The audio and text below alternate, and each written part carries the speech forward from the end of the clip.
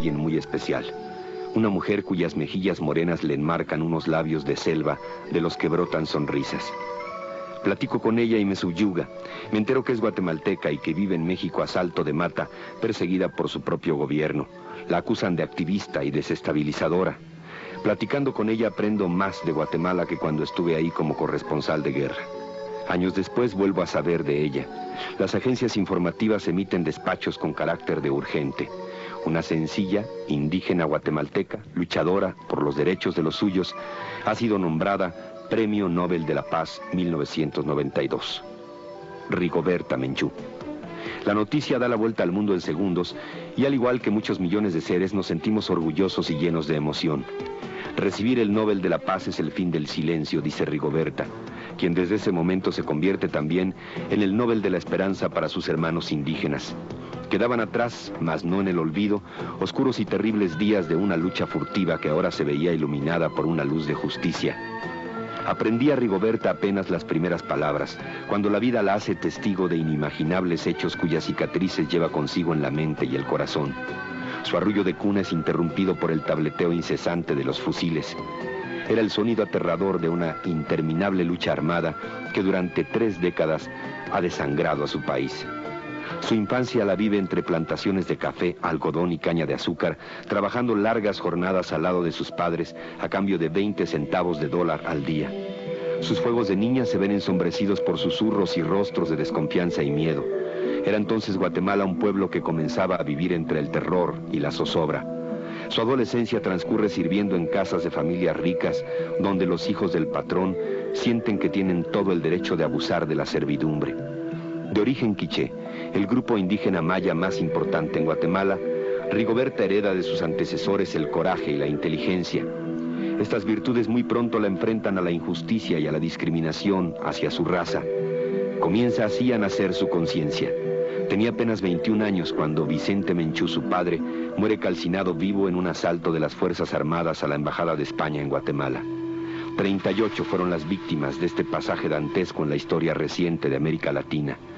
Víctimas cuyo único pecado fue el manifestarse en defensa de sus derechos como seres humanos. La brutalidad empleada por los militares guatemaltecos durante la ocupación marca para siempre a la joven Menchú. Y era solo el principio de su tragedia. Meses después, su madre y un hermano adolescente son secuestrados, torturados y asesinados por el gobierno militar. Otros 2 hermanos menores mueren de hambre y enfermedades a consecuencia de la extrema pobreza que sufren miles de familias en Guatemala. Estos duros golpes de la vida no logran doblegar a Rigoberta. Su rebeldía la lleva por nuevos caminos. Las causas populares, la defensa de los derechos humanos, las reivindicaciones económicas, sociales, políticas y étnicas de los campesinos se convierten en su eterna bandera de lucha. Inicia entonces otra etapa en su convulsionado vivir, solo que esta vez lejos de los suyos. La intolerancia la obliga a abandonar su Guatemala de siempre para vivir exiliada en México y otros lugares. Fuera de su país, Rigoberta Menchú continúa siendo víctima de amenazas y persecuciones, al tiempo que su voz, sin embargo, mueve cada vez a más conciencias. Su gobierno la acusa de estar ligada a la lucha guerrillera y no ve con muy buenos ojos su nominación al Nobel de la Paz. Sin embargo, la historia que ha escrito ya esta joven y valiente mujer no puede ser ignorada. Su libro autobiográfico, Me llamo Rigoberta Menchú y así me nació la conciencia, ha sido ya traducido a 12 idiomas.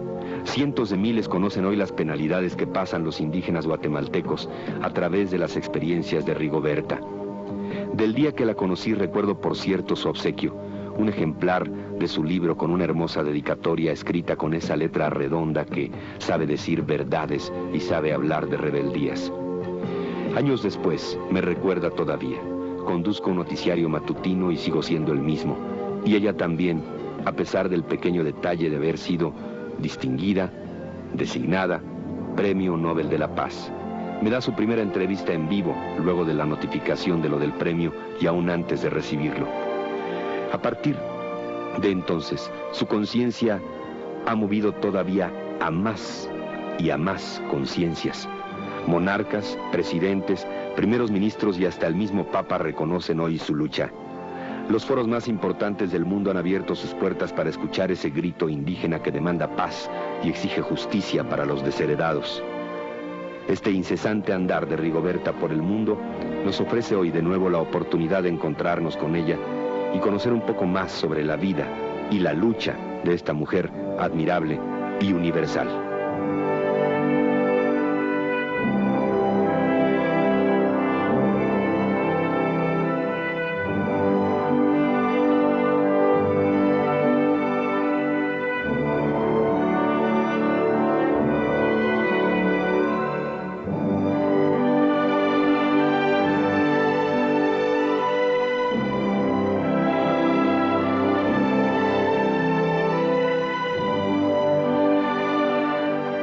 Desde muy adentro de recibirla aquí en el estudio.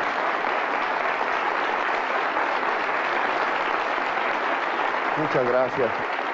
¿Cómo está, Rigoberta? Muchas gracias. Muchas gracias.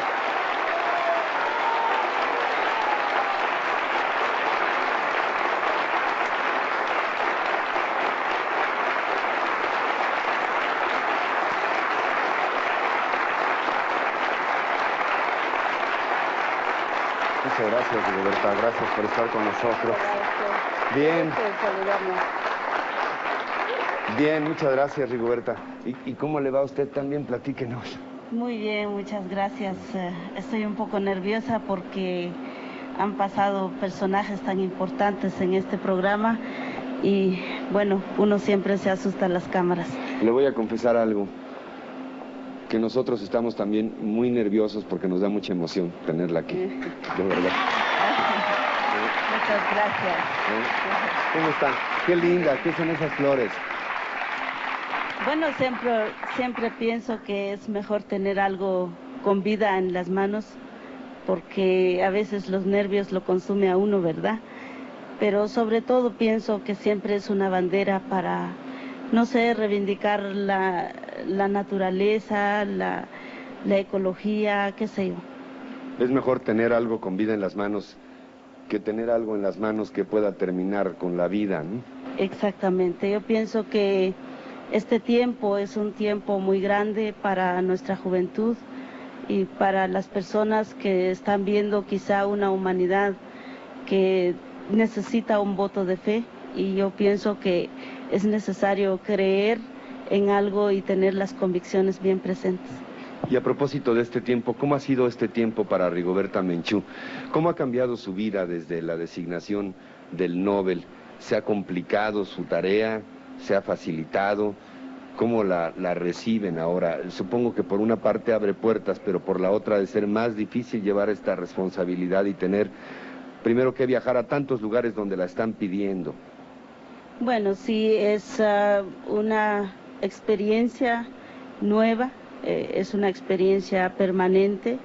Yo pienso que conocer la Puerta Grande en muchos casos puede ser muy riesgoso, porque uno cree que quizá tiene todo y tiene el apoyo de mucha gente, pero al mismo tiempo uno ve que los problemas no tan fácil se resuelven, y entonces creo que es mejor tener conciencia de que el mundo que protagonizamos es mucho más complejo, tiene grandes dificultades.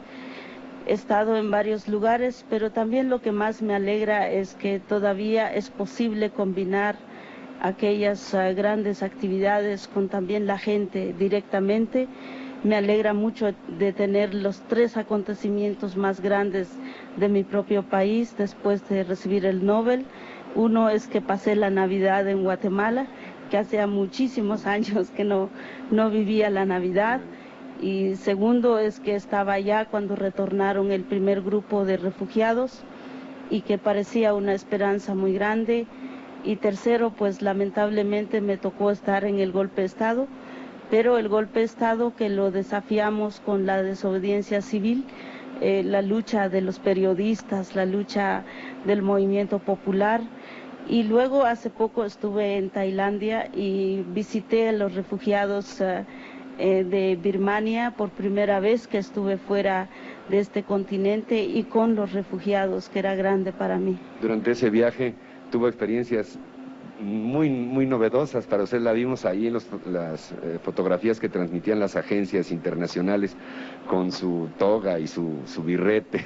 ¿Cómo se sintió? Sí. Bueno, los pueblos tienen una cultura, tienen raíces milenarias.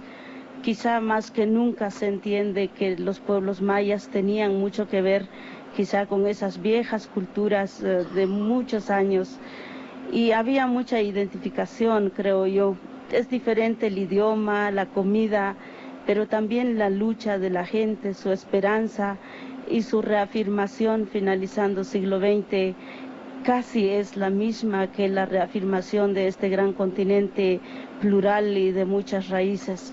Yo creo que es algo hermoso. Quizás se cumple lo que decían los mayas, de que vendría el amanecer y podrían nacer nuevas luces y nuestros pueblos podrían reencontrarse. Y esta lucha es permanente, Rigoberta. Sus afanes son de todos los días, creo que de cada minuto, porque ahora usted reinicia, bueno, nunca ha dejado el camino, pero reinicia estos esfuerzos, digamos, de manera formal, con un evento. Platíquenos usted de ello, por favor.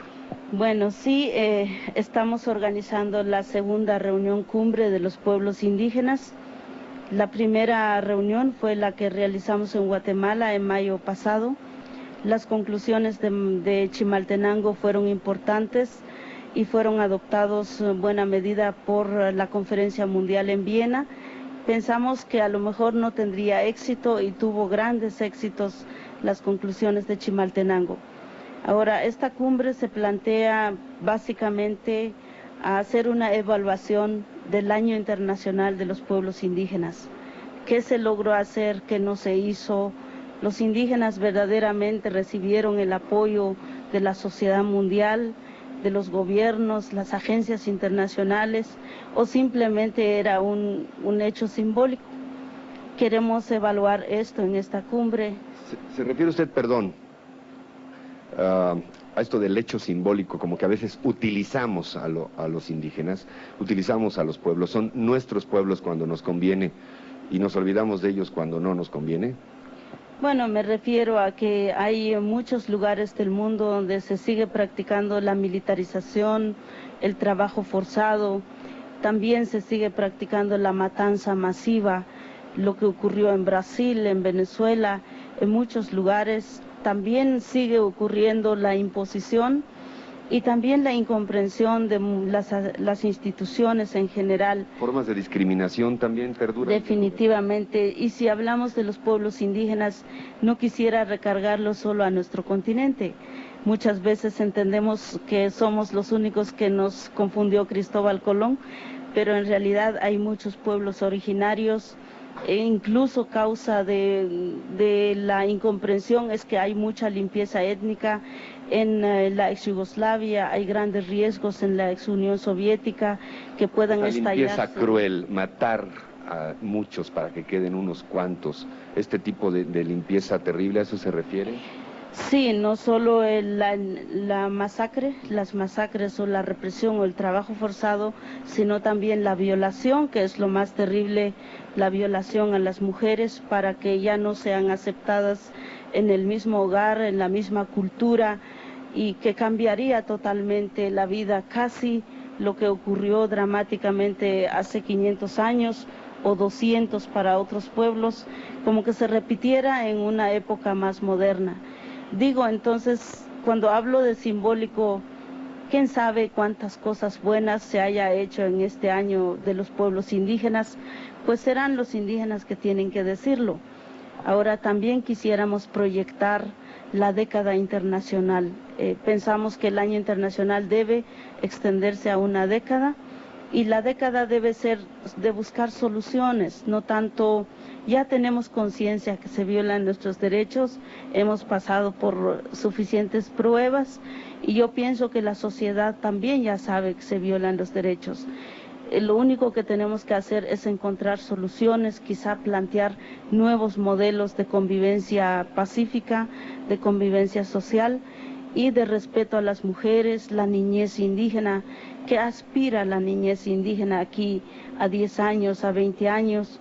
y quizá abrazar las luchas como las luchas contra el racismo, las luchas contra los niños de la calle, decir la existencia de niños de la calle, en fin, una paz que quizá pasara por algo de justicia y algo de esperanza de futuro. Rigoberta, no le pregunto si tiene usted justamente esperanzas, porque la esperanza le brota por los poros, pero ¿de qué dependerá que se pueda lograr? Bueno, en gran medida pienso que tiene aquí un gran papel la educación.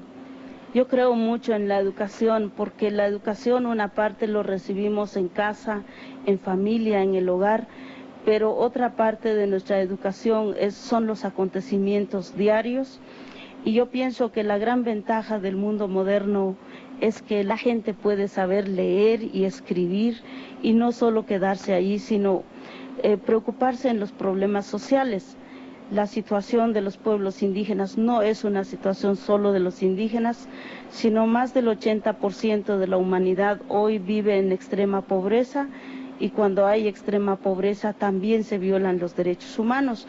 En fin, yo pienso que la educación que pasa por las universidades, las escuelas, quizá descubrir un nuevo concepto de educación, donde no solo correr detrás de un título, sino también correr detrás de un futuro mejor, rescatar los valores y enorgullecernos de nuestras raíces. Yo pienso que cuando entendemos nuestras raíces como parte de nuestro orgullo, también nos da la vida, nos da la energía, nos da la esperanza y los pueblos tienen proyectos. Ningún pueblo no tenga proyectos de futuro. Dos preguntas finales, Rigoberta. ¿Quiénes participan en esta reunión que, por cierto, si usted nos permite, estaremos ahí para luego ofrecer los resultados? Sí, muchas gracias. Sí, están participando 4 continentes, líderes con mucha trayectoria. Esta cumbre va a ser un ejercicio parlamentario, no tanto porque seamos representativos de todos nuestros pueblos del mundo, sino más bien son líderes que han tenido una gran trayectoria de lucha. Una gran parte de los líderes que van a estar somos los que hemos estado discutiendo el proyecto de Declaración Universal de los Derechos de los Pueblos Indígenas, que hemos terminado una etapa de discusión, y otra parte son dirigentes sociales como Rosalina Tuyuk, como quizá Mirna Cunningham o Ana Yau Yau de Chile, bueno, mujeres muy activas en la lucha en general, a par de las luchas sociales de sus países.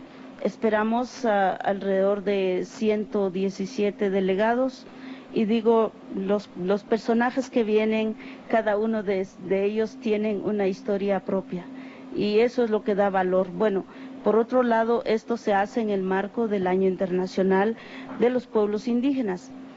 Yo pienso que esto es un pequeño logro porque las conclusiones de esta cumbre lo estaremos presentando, creo yo, en la Asamblea General de la ONU el 17 de noviembre. Me han notificado para que toma la palabra en la Asamblea General el 17 de noviembre. ¿Cómo se siente? Qué nervios, ¿no?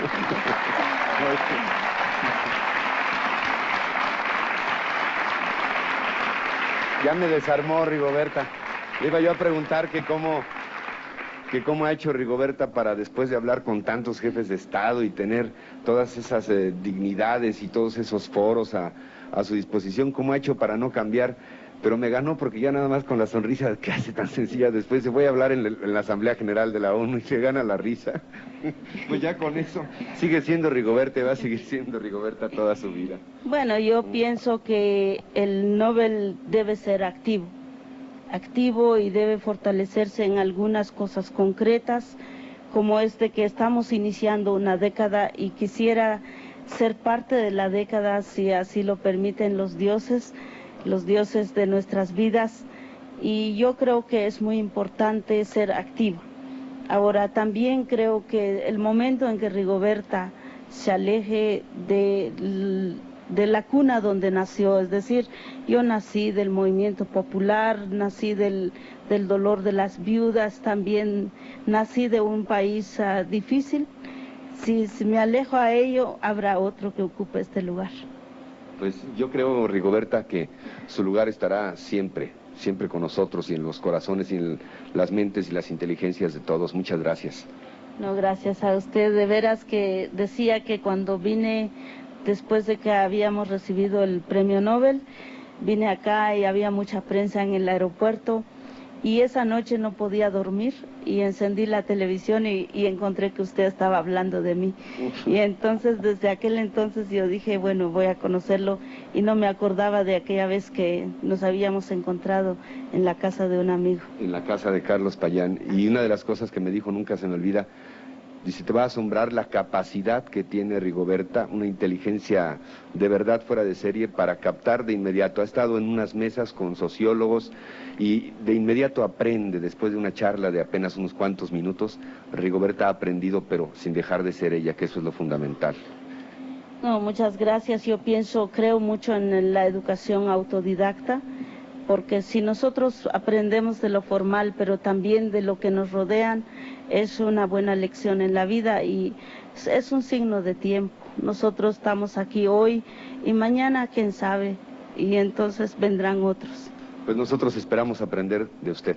Gracias, Rigoberta. Muchas gracias. Gracias. Gracias. Bueno, los pueblos tienen una cultura, tienen raíces milenarias. Quizá más que nunca se entiende que los pueblos mayas tenían mucho que ver quizá con esas viejas culturas de muchos años y había mucha identificación, creo yo. Es diferente el idioma, la comida, pero también la lucha de la gente, su esperanza y su reafirmación finalizando siglo XX casi es la misma que la reafirmación de este gran continente plural y de muchas raíces. Yo creo que es algo hermoso, quizás se cumple lo que decían los mayas, de que vendría el amanecer y podrían nacer nuevas luces y nuestros pueblos podrían reencontrarse. Y esta lucha es permanente, Rigoberta, sus afanes son de todos los días, creo que de cada minuto, porque ahora usted reinicia, bueno, nunca ha dejado el camino, pero reinicia estos esfuerzos, digamos, de manera formal, con un evento. Platíquenos usted de ello, por favor. Bueno, sí, estamos organizando la segunda reunión cumbre de los pueblos indígenas. La primera reunión fue la que realizamos en Guatemala en mayo pasado. Las conclusiones de Chimaltenango fueron importantes y fueron adoptados en buena medida por la Conferencia Mundial en Viena. Pensamos que a lo mejor no tendría éxito y tuvo grandes éxitos las conclusiones de Chimaltenango. Ahora, esta cumbre se plantea básicamente a hacer una evaluación del Año Internacional de los Pueblos Indígenas. ¿Qué se logró hacer? ¿Qué no se hizo? ¿Los indígenas verdaderamente recibieron el apoyo de la sociedad mundial, de los gobiernos, las agencias internacionales, o simplemente era un hecho simbólico? Queremos evaluar esto en esta cumbre. ¿Se refiere usted, perdón, a esto del hecho simbólico, como que a veces utilizamos a los indígenas, utilizamos a los pueblos, son nuestros pueblos cuando nos conviene y nos olvidamos de ellos cuando no nos conviene?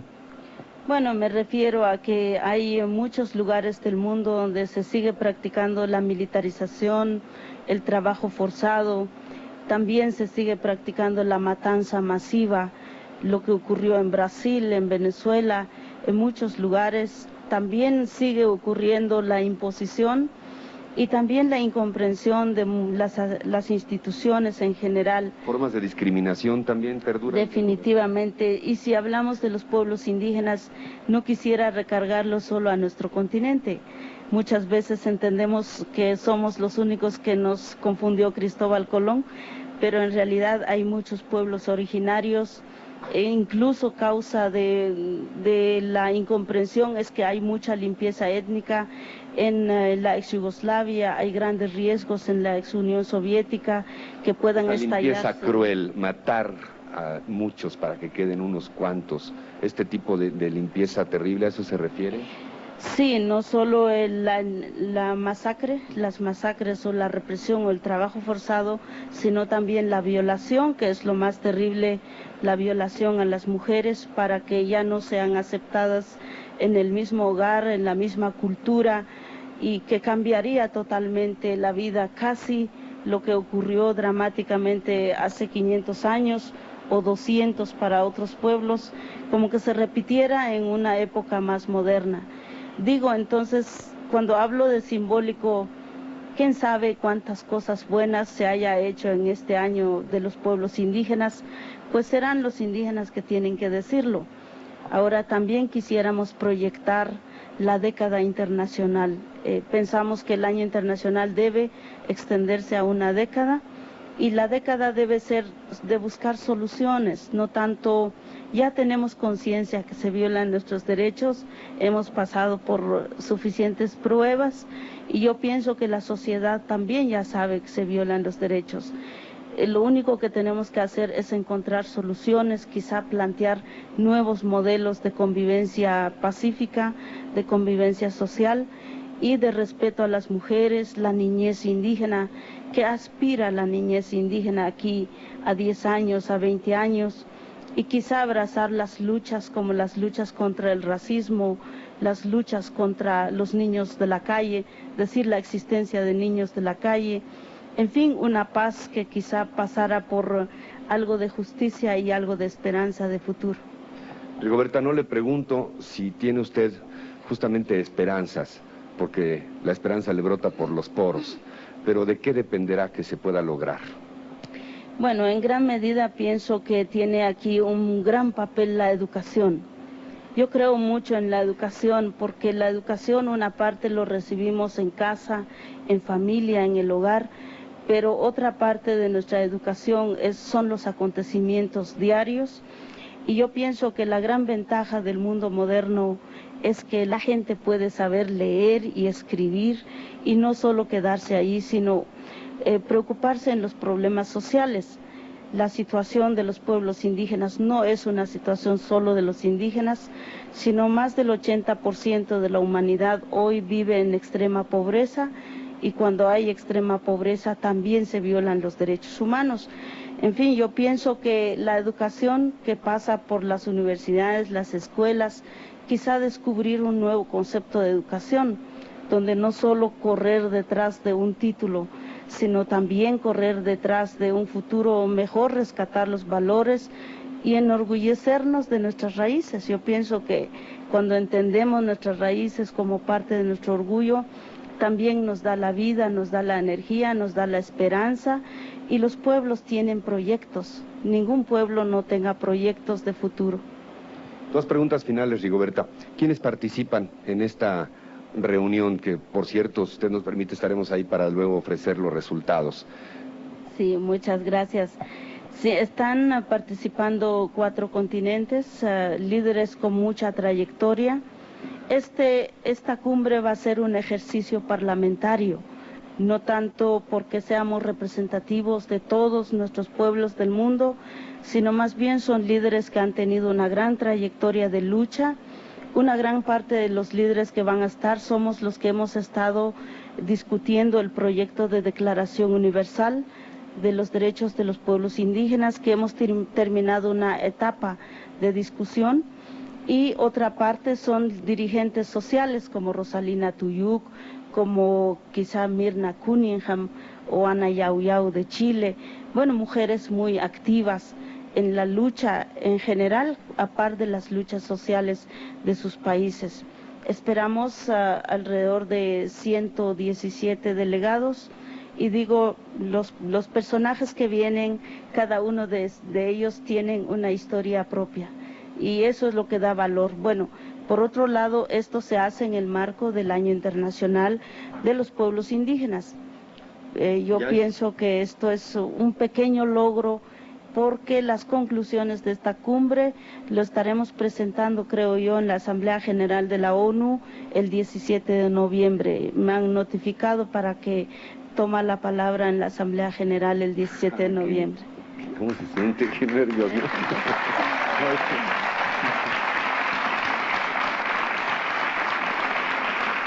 Ya me desarmó Rigoberta. Le iba yo a preguntar que cómo ha hecho Rigoberta para, después de hablar con tantos jefes de Estado y tener todas esas dignidades y todos esos foros a su disposición, cómo ha hecho para no cambiar.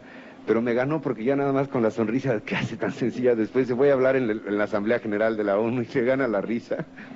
Pues ya con eso sigue siendo Rigoberta y va a seguir siendo Rigoberta toda su vida. Bueno, yo pienso que el Nobel debe ser activo y debe fortalecerse en algunas cosas concretas, como que estamos iniciando una década y quisiera ser parte de la década, si así lo permiten los dioses de nuestras vidas, y yo creo que es muy importante ser activo. Ahora, también creo que el momento en que Rigoberta se aleje de la cuna donde nació, es decir, yo nací del movimiento popular, nací del dolor de las viudas, también nací de un país difícil. Si me alejo a ello, habrá otro que ocupe este lugar. Pues yo creo, Rigoberta, que su lugar estará siempre con nosotros y en los corazones y en las mentes y las inteligencias de todos. Muchas gracias. No, gracias a usted. De veras que decía que cuando vine, después de que habíamos recibido el premio Nobel, vine acá y había mucha prensa en el aeropuerto. Y esa noche no podía dormir y encendí la televisión y encontré que usted estaba hablando de mí. Y entonces, desde aquel entonces yo dije, bueno, voy a conocerlo, y no me acordaba de aquella vez que nos habíamos encontrado en la casa de un amigo. En la casa de Carlos Payán. Y una de las cosas que me dijo, nunca se me olvida, dice, te va a asombrar la capacidad que tiene Rigoberta, una inteligencia de verdad fuera de serie para captar de inmediato. Ha estado en unas mesas con sociólogos y de inmediato aprende, después de una charla de apenas unos cuantos minutos, Rigoberta ha aprendido, pero sin dejar de ser ella, que eso es lo fundamental. No, muchas gracias. Yo creo mucho en la educación autodidacta, porque si nosotros aprendemos de lo formal, pero también de lo que nos rodean, es una buena lección en la vida y es un signo de tiempo. Nosotros estamos aquí hoy y mañana, quién sabe, y entonces vendrán otros. Pues nosotros esperamos aprender de usted. Gracias, Rigoberta. Muchas gracias. Gracias. Gracias.